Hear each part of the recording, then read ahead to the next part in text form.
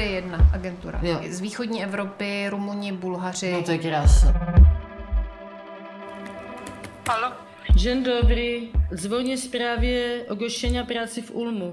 Muszę powiedzieć od razu, jestem z Czech, nie mówię dobrze po polsku, ale rozumiem. Za pár dní pustím své děti a manžela, abych jako novinářka v utajení popsala zkušenosti migrantů, kteří se svou prací podílejí na západoevropském blahobytu.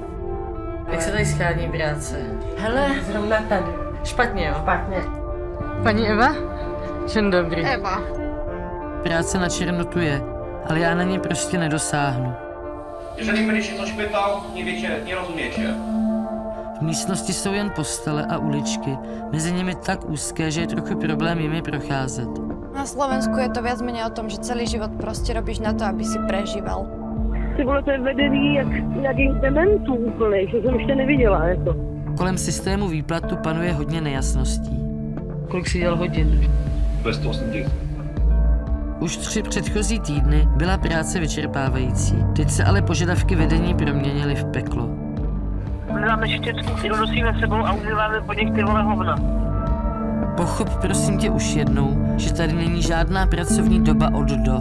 Tady ti prostě řeknou, že máš jít do práce a nikdy nevíš, kdy skončí. Evropu stále dělí železná opona. Ta mzdová.